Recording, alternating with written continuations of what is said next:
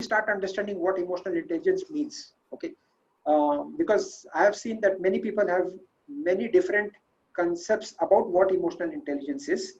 Okay, so people who are very high on emotional intelligence, these are the people who are aware of their own emotions.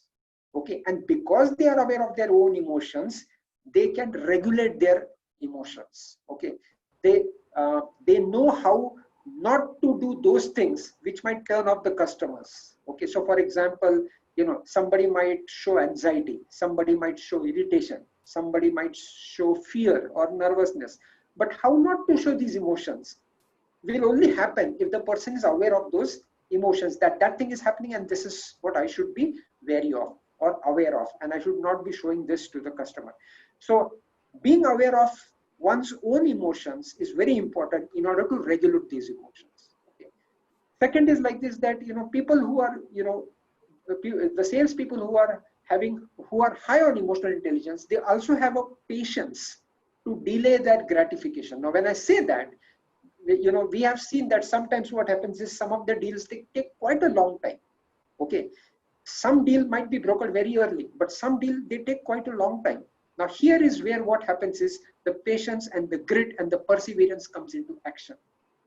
Okay, so people who are high at emotional intelligence, they do understand that, and they do not and they see that they are not becoming impatient. Okay, so they keep on trying and trying. So just this is called as delayed gratification. Okay.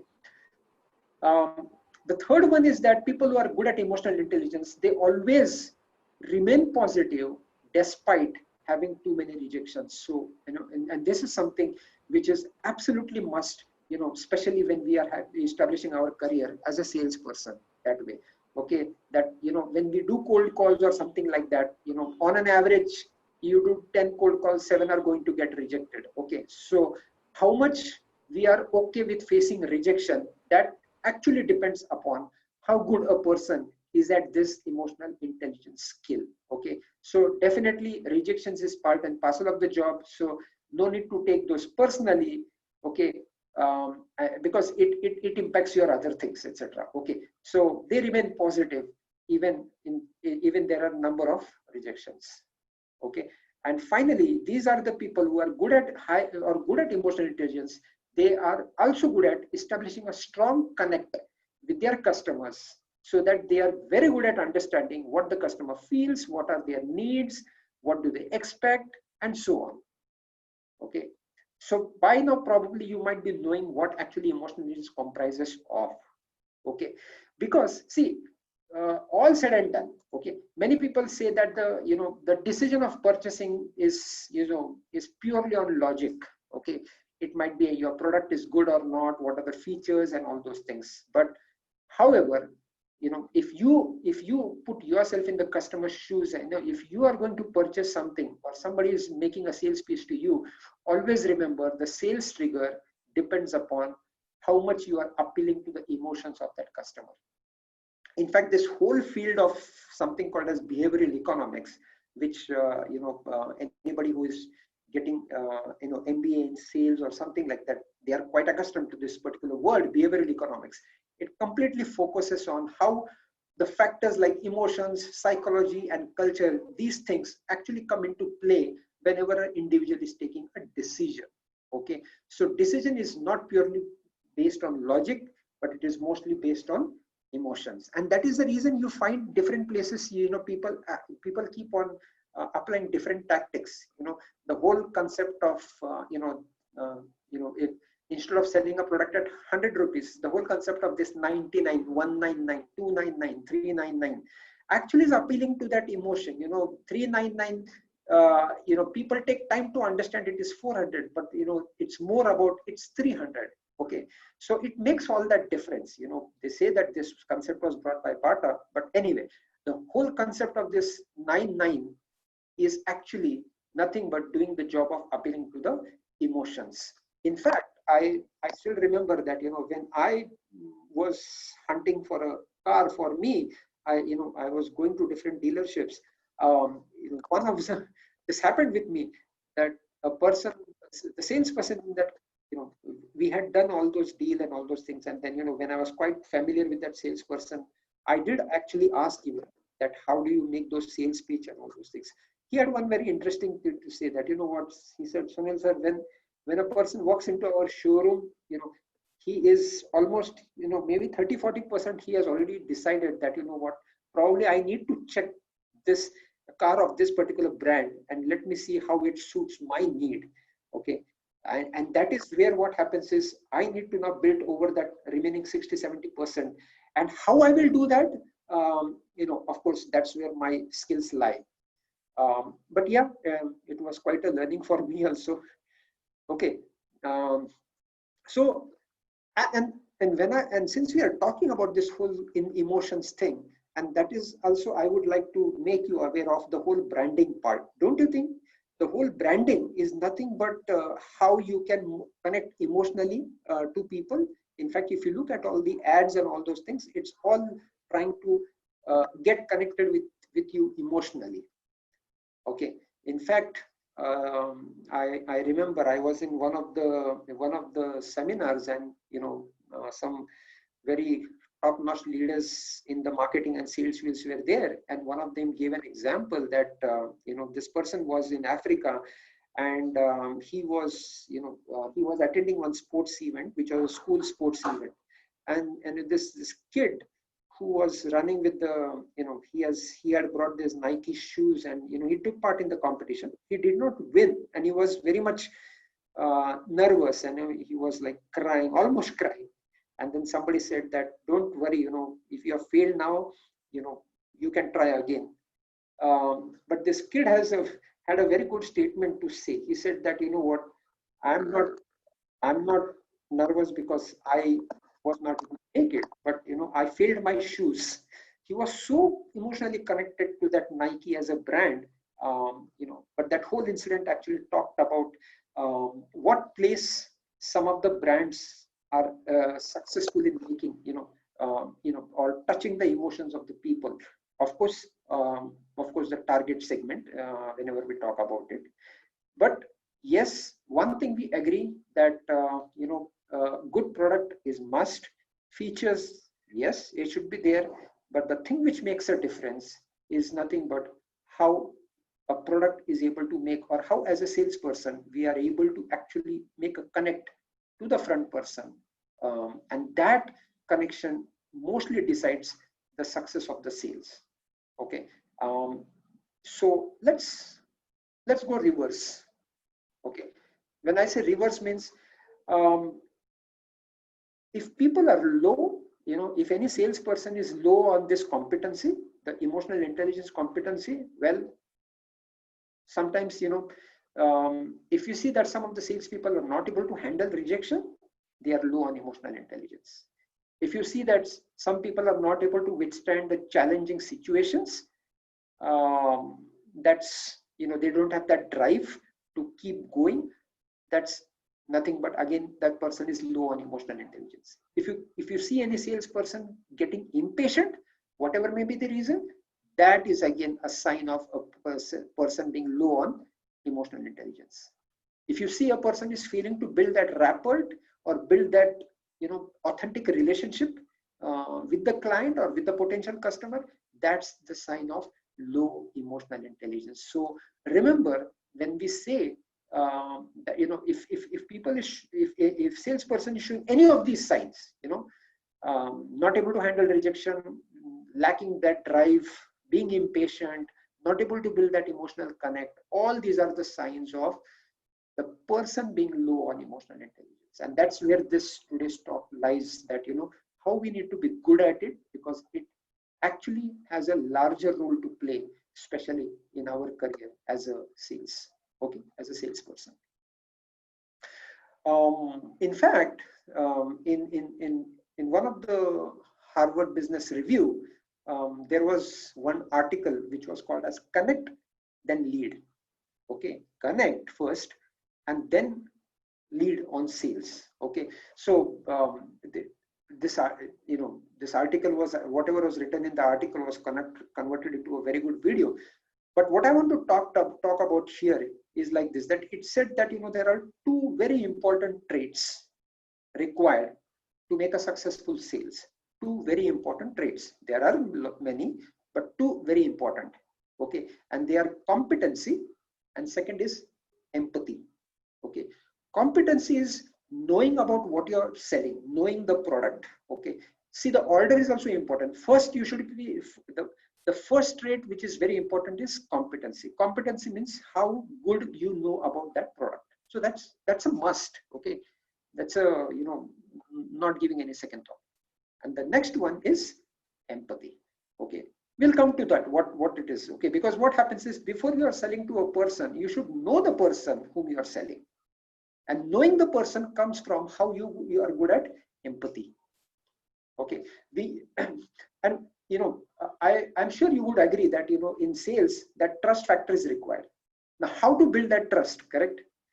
Now, building of trust depends upon these 5 things.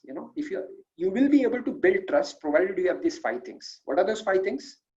Empathy, reliability, competency, integrity, and vulnerability. So I'm sure some of the terms itself are telling what it is. Empathy, reliability, okay, how reliable you are. Competency, do you know the product well? Integrity means being true. Okay, being true. And then vulnerability. Okay, but however, we'll not go into the details of this. Let's pick up the 2. First is competency and second is empathy. Okay, because what happens, let me tell you, whenever you are talking to a person, okay, whenever you are making that sales pitch, remember, before that person to whom you are selling, or let's use the word customer. Okay, before the customer actually decides what he thinks about what you are talking, okay, your sales pitch, before the customer decides what he thinks about whatever you are talking to that customer, remember, the customer is first thinking about you. Okay, so first he decides. Okay, remember, the first thing he decides is what he thinks about you, and then he decides about what he thinks about the message you are giving. Okay, so it also talks about a very good example. The example was like this, that there was this husband and wife, and the husband actually wanted to sell his old mini truck, and he wanted to get a new truck. Okay, so both husband and wife decided to go to a dealership. Correct. And while they were traveling to the dealership, this husband actually, let us say his name is John. Okay, he told his wife that, what, since we are going to the dealership, remember, whatever that person says about whatever features, cost, and all those things, we are not going to buy anything. We just want to know. We are just checking. Okay, so don't say anything. Okay, we are not going to buy. The wife said, agreed. Yes, fine. Okay, fine. She will also listen. Okay, now both John and his wife, when they reached the dealership, there was this salesperson. Okay, the moment they reached the dealership, the salesperson came out. He just shook his hands with John and said that, if I'm not mistaken, I actually look in LinkedIn or social media the details about the person who I'm going to meet.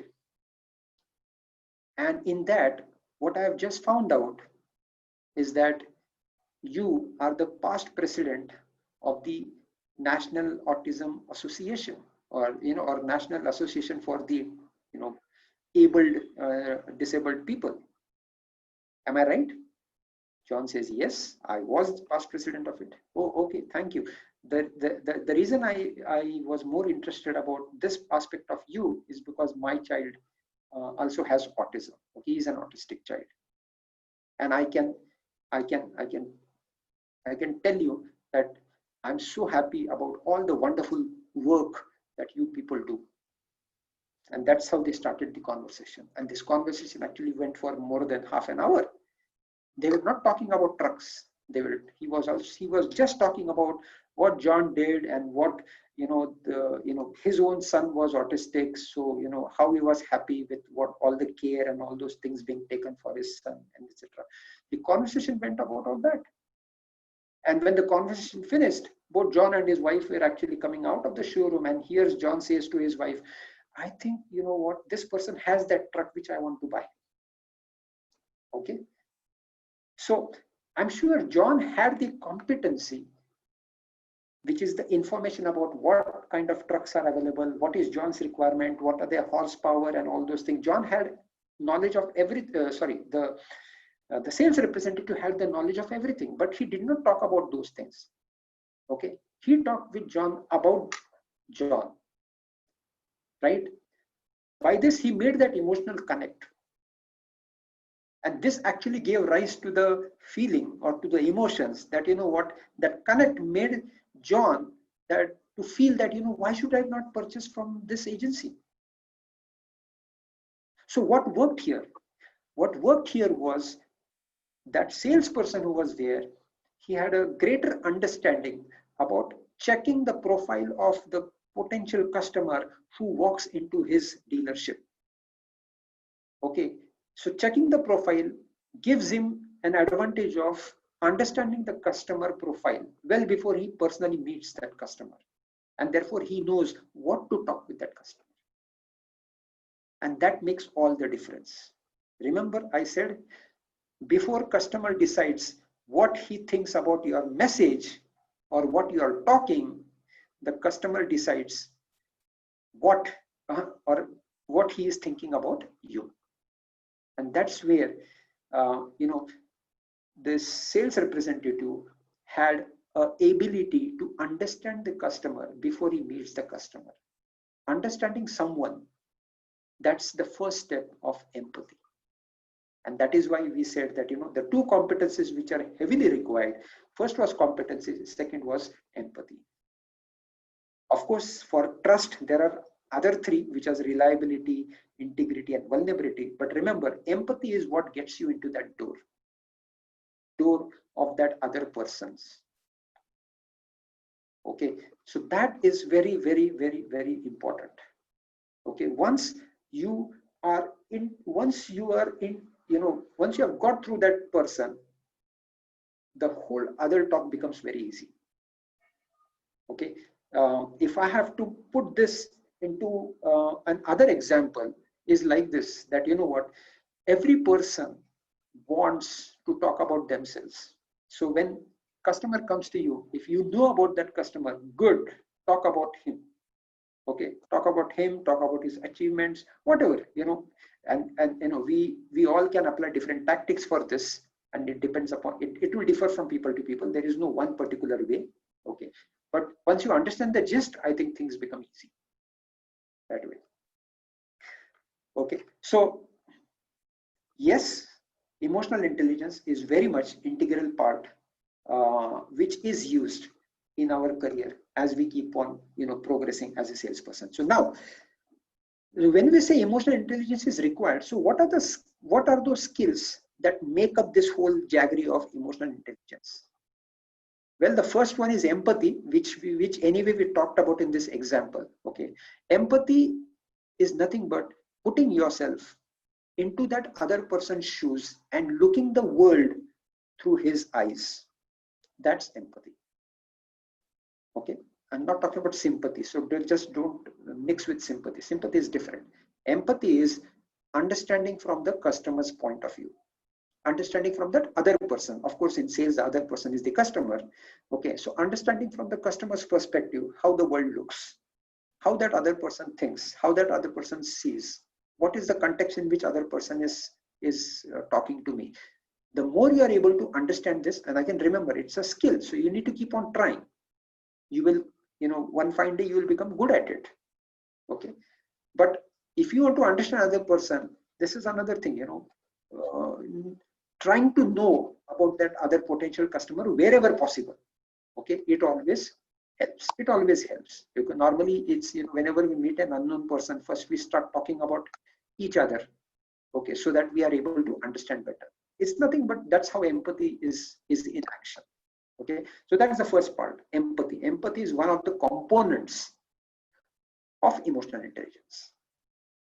The second one, the second component which is required is optimistic thinking. Okay, so be very, one has to be very optimistic. Okay, just to make my point about what I mean by optimistic, there's a story of these two salesmen of a footwear company when they were sent to what do you say? They were sent to some African desert, and they were told that just roam around and just see if there are any chances for business there. So the two salesmen went. When they visited 4 or 5 small towns in that African desert, what they saw was nobody wore any footwear. Everybody was walking barefooted. Okay, now both the salesmen saw this. Now one of the salesmen, he called up the office and said that God knows where you have sent us here. Nobody is wearing footwear here. Who is going to purchase anyway? Okay, I'm coming back. There's no point staying here. The other salesman, he also saw the same thing. Now this is what he said when he called up the head office. He said, hey guys, nobody's having footwear, ample chance, ample business opportunity. We can sell lots and lots of footwear here. So that is what I meant by the second salesperson had an optimistic mindset. He saw an opportunity in whatever he was looking. And that's where I say one needs to have an optimistic thinking. Very, very much required for a sales job. Absolutely. Okay, the third one, which I was talking about, I did mention when we started today about what a good salesperson looks like based upon the behavior, is self-awareness. When I say self-awareness, means a person who is aware of his or her own emotions so that he is able to better manage it. Okay, that person is good on this factor, which is self-awareness. Understanding his or her own emotions. So when I'm getting frustrated, when things are not working, when I'm getting a rejection, when the sale is not going through as expected, but still, don't give in to those emotions. Once you give in to those emotions, they will be all over your face, and front person is very good at reading your face, and that's the end of the sales. So understanding your own emotions, being aware. So being aware leads to understanding, and therefore leads to what to do with those. Okay, whether to kind of show or whether to kind of no, that's not where I want to go. So I need to be optimistic. So I need to be, like what you say, positive and all those things. So this happens only when one is self-aware. People who are not good at that, suddenly, they frustrate and all those things. They just don't know when emotions took over their behavior. Okay, because in psychology, again, there is a good relation, there is a tight relation between this triangle about what you are thinking affects what you are feeling, affects the way you behave. Okay, so that's it. So first was empathy, second was optimism, third is self-awareness, fourth is self-control. Okay, so once you are aware of your own emotions, you are in a position to control those or manage those or regulate those emotions. Okay, so that you don't send any unwanted signal or a negative signal to a prospect or a customer, whoever is in front of you. So that's self-control. Then comes self-motivation.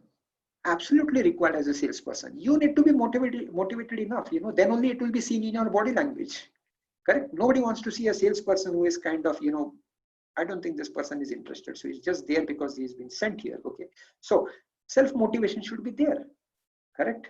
Always high in energy, good tone, voice tone or something like that. So self-motivation is an absolutely must, because then only there will be a drive. The person should be enthusiastic, always positive, even if the situations are not in favor, in his or her favor. Okay.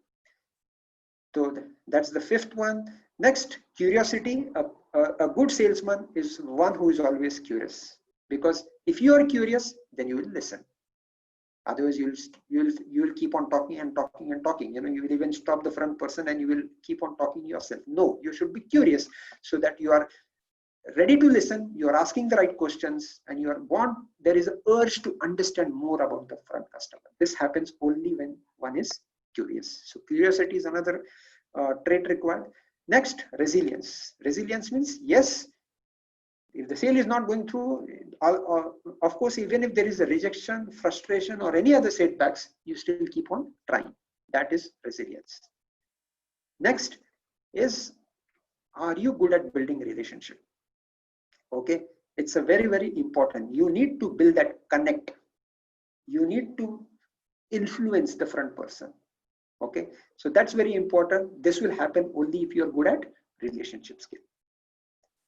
And then stress management. Sorry. So how good you are at stress management? Stress, again, it's a part and parcel of the job. Okay. Stress will be there, but how you are able to better manage, that is a skill. Okay, so of course there are the RUM team techniques about how to manage stress. Okay, but once you are very optimistic, combined with your resilience, much of the stress management is taken care of. Okay, and then of course you should be an active listener, good listening skills. And let me tell you, many of these traits which I'm talking about, they are all interconnected. Okay, if you are good at listening skills, automatically you will be curious. If you are good at curiosity, automatically you will be good at empathy. Okay, similarly, if you are good at self-awareness, if you are aware of your own emotions, then only you will be able to control them, which is self-control.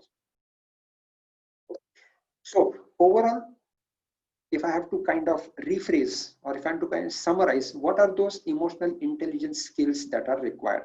Okay, we started with empathy, then we went to optimism. The third was what? Self-awareness. Fourth, self-control. Fifth, self-motivation. Sixth, curiosity. Sixth, resilience. Seventh, relationship skill. And then eighth, stress management. And the ninth one was active listening. So all these things put together will make you good at emotional intelligence. And using this, as you carry out your job as a sales representative or as a sales executive, definitely what happens is it helps in the long run, it helps in making you a successful salesperson. So that's in a very brief, just to let you know how these qualities actually are they are playing a big important role when you are doing your job. Okay, and I'm sure hereafter, if you observe somebody very good at sales and somebody not good at sales, do remember these points.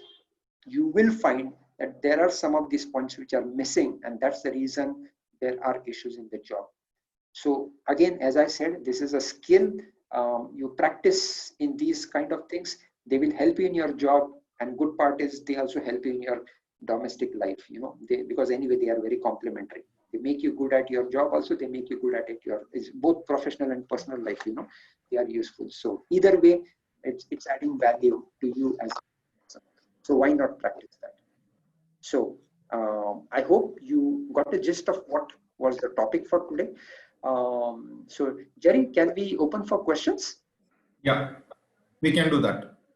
Okay, fine. So if somebody wants to understand more about it, or if somebody has an opinion, you can just type in chat box, because we'll be taking questions if something is available in Facebook as well.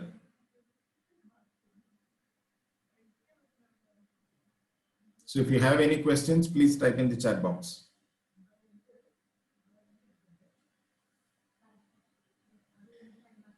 Anything, questions, opinions?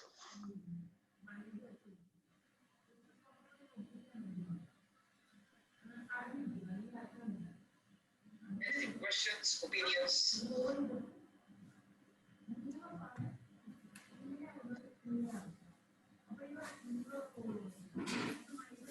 Questions, opinions?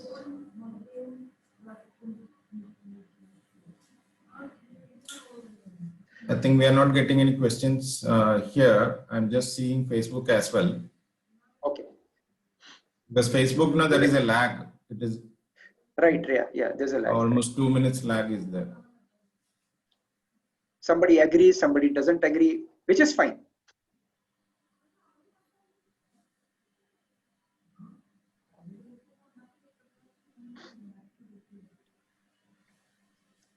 or someone has a different take on it.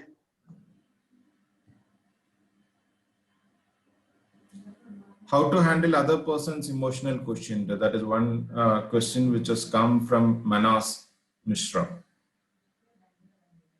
Okay. Yeah, Manas, I think a very good question. How to handle other person's emotional quotient. So, when it comes to emotional management, they say that, we cannot control how other people will react. What is in our control is ourselves. Okay, that's the first part. And since we can control only ourselves, what we need to do is we need to keep on tuning our emotions based upon what that front person is. Okay, so what happens is like this, that if so let me give a very crude example. Okay, let's say there's an insurance, there's a guy who sells insurance. He calls up a person. Okay, and the person actually gives him the time and the date on which he should call afterwards, because that time he was not having time. Now this insurance agent is calling a person at the time and date of what he has been given. Now, the moment he calls, suddenly what he hears from the other side is like this, that, hey, please don't disturb me right now. I'm not in a position to try. Please don't call me. Okay. And he just keeps the phone. Now, what happens is like this. So what one should understand, there are two things one can conclude. One conclusion can be, what the heck, man, I called at his time and date and he himself is angry. What kind of a person is this? Now that can be one conclusion. And the second conclusion is like this, which now here's where empathy comes into action. Maybe this person has gone through some scenario which has angered his emotions.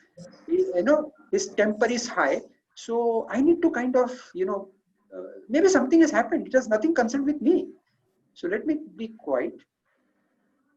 Maybe I'll call him tomorrow. And then when I call him tomorrow, I will just say, sir, sorry to call you, but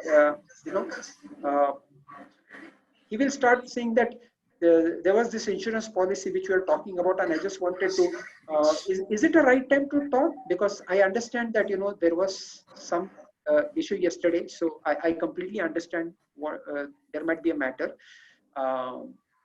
So it is basically trying to understand his emotion state and then accordingly modifying ourselves as to how should I apply another tactic. Okay, because see, nobody does it purposely. We all go through, human beings, nothing but we are all emotional creatures. Okay, so we need to be very good at playing with those. Okay, or understanding those. When I say playing, it's not negative. Remember that. We have to be very good at understanding those. A person might have undergone through some very bad meeting and therefore now he is not in a good state. And that was the time when he had given to you for calling. And that's why he reacted like that. Okay. So understanding that and then, again calling after a certain time and not concluding that, what kind of a person is this? I don't want to talk to him. Something like that. Okay. So tuning yourself to others' emotions is a very, very big part of sales job. Now, this will happen only when you are good at empathy, understanding other human beings. Okay. In fact, they say emotion is nothing but energy in motion.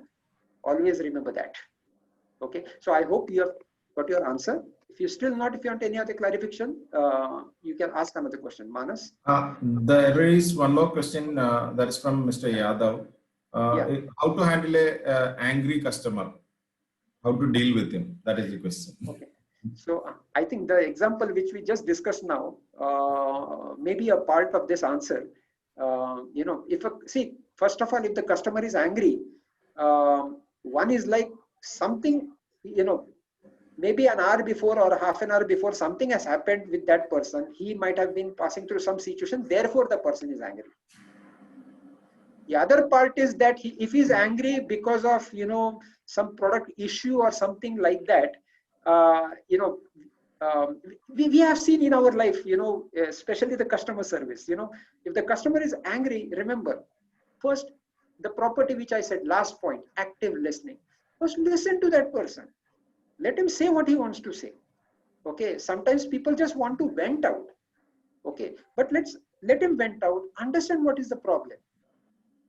and then empathize with him. Sir, I completely understand what you're saying. Now let me find out how best I can help you in that. If you give it chance, let me try to, I'm here to solve your problem. Now here I'm talking more from a customer service perspective, not from a selling product perspective. Okay, so depending upon why the person is angry, if he is angry because of some other reason, that's not the right time to talk, right? Even in our life, remember, whenever we are very angry, we are upset, don't have any meetings during those times, because you're not in the right emotional state. Same applies to the customer. If he's angry, if for some other reason, maybe that's not the right time to do the sales pitch. If he's angry because of a product, etc., listen to him. And once you listen to him, find out, rather than why is he angry, why is he talking all those things, why did he told all those, why did he use all those words to me? Remember, they are all the collateral things. Find out exactly what is the problem, and then be a genuine listener and find out what is the exact problem and try to deal with that customer for solving that problem. I'm sure if you are genuinely dealing with that problem, this will be the same person who will thank you. One more question that is from Facebook Live. How to influence a guy who is happy with our competition? Who is happy with our competition? Okay, so that's going to happen, right? Competition is going to be there. Especially when people are there with new products and services, etc. There are always who are biggies there. Okay, I heard this from one of my boss when I was working. He said that, you know what, Sunil, anybody with big amount of money can, and I was working in a tractor company, so I will give you example from that perspective. What he said to me was like this: anybody with lots of money in his bank can start a company and produce a tractor with 4 wheels and same machine. I said, yes, okay. But what will differentiate us than other will be what is the service you are giving. Okay. So there can be 2 products, same products, and that's fine. But what differentiates? So, that's where every business is told, what is your USP? What is your unique selling point? Okay. And that is mostly the service which comes. Okay. So what is that additional service? What is that differentiation point? Everybody needs to kind of find that point. Okay. And sometimes, you need to have that patience. Okay. It's okay that the customer is purchasing the product of the competition. That's fine, but it's normally we keep on, tinkling time and again. And we are not, but never say how, my product is better than the other product. Okay. When you keep on comparing, there are customers out there who kind of say that, okay, this is obvious, that you will always say yours is better than, so never talk something which is obvious. Always talk about your product. Never show the other person in bad light. The other product in bad light. Keep focusing on how good is your product and how your product is going to be of more use and how is going to solve this problem genuinely. Well, I have seen people over the period of time kind of turning the tables. They have kind of switch over. So that happens. It's like sometimes, when you say you're emotionally connected to a person, that person will purchase your good sometime in future, for sure. He may not be immediately. Some might immediately switch. Some might take time. Okay. But if you keep on comparing, if you keep on pestering, when I say pestering, I'm using that word purposely because all of you know what is pestering. Some people just don't like it. So don't do that.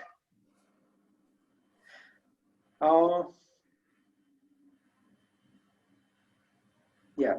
I think Manas says, really, it will help me to be a better person and a manager. Thanks. Sheila Kumar Yadav. So she has again asked, if a dealer or a distributor is not interested in us or our if a dealer or a distributor is not interested in us or our company or products, then how to handle him? Okay. See, there is a reason why there is a reason for every action. There is a reason for every action. Okay. And that is why we say that sometimes, feedbacks are the most important things. So if a person has decided not to do it, that's fine. There's no point in, going head on. No. Understand why the person is doing what he's doing. Now the person can give lots and lots of feedback, but it is our knack of exactly finding what is the reason. Okay, it is our knack of exactly finding what is the reason. It's like, and it is not like this that every distributor or dealer needs to be agreeing with us. It will never happen. But if something is not happening, you need to exactly find out why it is not happening. Because if you are able to find out that why part, it is going to save you from a lot of future mistakes. But if you're not able to find that why part, it is highly possible you will be vulnerable to the similar mistakes in future. Okay. So, and again, as I said, relationship skills. Relationships are very important. Today, that dealer is not interested in your products, that's fine, However, keeping that relationship live is your responsibility as a salesperson. Okay. That's fine. Okay, at least you will not repeat that same mistake what went wrong with here. And because what happens, see, if you learn a lesson from the mistake, I think that's still not a mistake. But not learning a lesson is a bigger mistake. And that will happen only if you know the reason. And that reason will only come when you have a good relationship or a good rapport with that person. That person will actually tell. I have seen that in my, I used to be in a franchisee organization where one person was very angry with the franchisee. I'm not going to continue. Okay. And this was a person who used to, I used to have meet for an evening dinner or something like that. So I caught him at a dinner and I just was interested in why this person is behaving like this. So he gave all the reasons.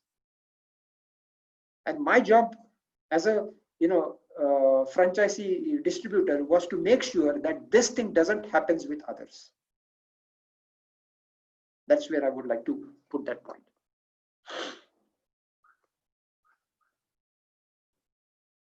So I hope, Sheila, you got the necessary answer.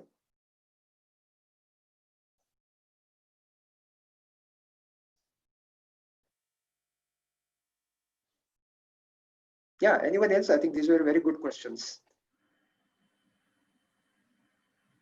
But this is how we are able to relate to some of the points which you kept on discussing while in our session, especially the empathy, relationship skills, angry customer, our self-awareness, our emotions. Just because the front person is angry and he is all over, etc., it should never be dealt. Always let that person vent out.